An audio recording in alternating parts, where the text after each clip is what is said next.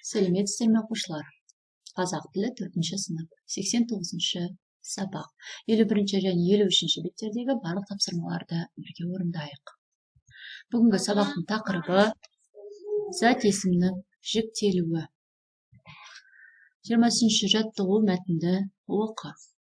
Құстардың ішінде ең қырағысы сұңқар. Оның көзінің өткірлігі сондай, бір шақырым жерде кішкентай жәндікті оп-оңай көре алады екен. Күн көзіне тік қарай алатын құс бүркіт. Ол екі көзімен айналасына бірдей қарай алатын құс үкі ғана. Құстардың ішінде ең жақсы жүзетіні пингвин, ол сағатына 30 шақырымға дейін жүзе алады. Мәтіндегі құстар туралы мәлімет жина, оны достарыңа таныстыр. Бірінші құс бізде сұңқар. Жұптасып тірлік етеді, мекиені 3-4 жұмыртқа табады, көбіне тасқа ұялайды, жұмыртқасын 1 ай мөлшерінде басып балапан шығарады. Балапаны 1,5 ай мөлшерінде ұядан ұшады. Сұңқарлар өз ауын жемін күндіз аулайды. Ұшқан құстың көбіне қожа. Сұңқар өз жемін көбіне аспанда теуіп түсіреді.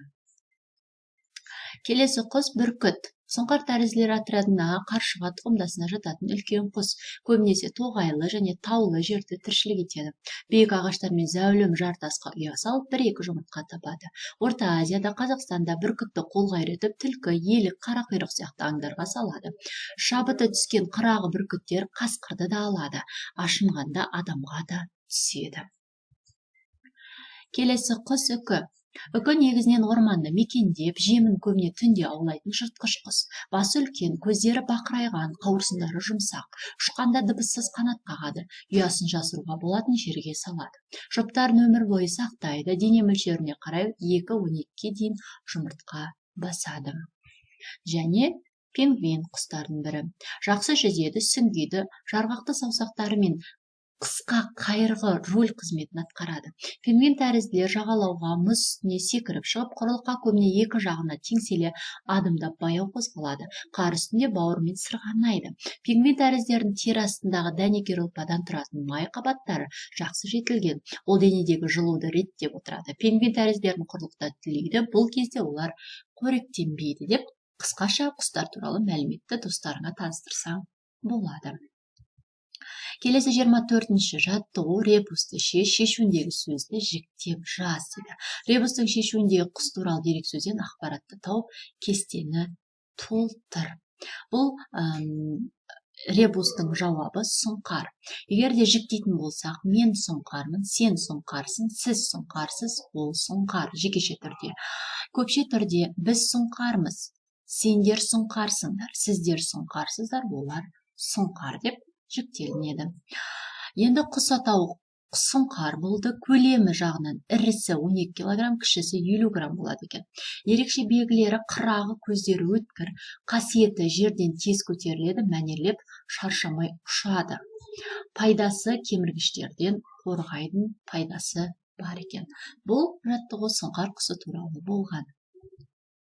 25-ші жаттығу берілген жіктік жалғауларына сәйкес келетін зат есімдерді тап. Бұл сөздерге жіктік жалғаудың әртүрлі жалғану себебін түсіндір. Бірінші сызба бойынша мен оқушымын, қазақпын, баласың, көршісің деген сөздерді шығара аламыз. Келесі сызба бойынша наубайшымыз, күйшіміз, доспыз, студентпіз дегенді шығара аламыз. Енді осы жерде жіктік жалғаудың әртүрлі жалғану себебі оның жекеше немесе көпше тұруына байланысты. 26-ші жаттығу көптіктен орнына тиісті жіктік жалғауын қойып, сөйлемдерді көшіріп жаз. Мен қазақпын, мың өліп, мың тірілген. Молдағалиев. Мен оразбай емеспін, елдің жазықсыз, қылмыссыз адамымын. Мұхтар Әуезов айтқан болатын. Біз бейбітшілікті сүйетін елміз. Сіз талантты ақынсыз деп жалғауларды жалғай аламыз екен. 27-ші жаттығу сызбаға қарап, дәрігер сөзіне жазылған жалғауларды ажырат, жіктік жалғаулар мен септік жалғауларын салыстырып, олардың өзгешелігін дәлелде. Дәрігермін, мен дәрігермін, сен дәрігерсің, және келесі дәрігерге және дәрігерден. Бұл жерде айырмашылық салыстыратын болсақ, дәрігермін, дәрігерсің, ол жіктік жалғауында тұр, яғни жіктеліп тұр, ал дәрігерге дәрігерден ол септік жалғауының жалғануы арқылы жасалып тұр. Осындай айырмашылықты айтуға болады. Олай болса бүгінге берілген барлық жаттығуларды орындадық. Келесі кездескенше сау болыңыздар.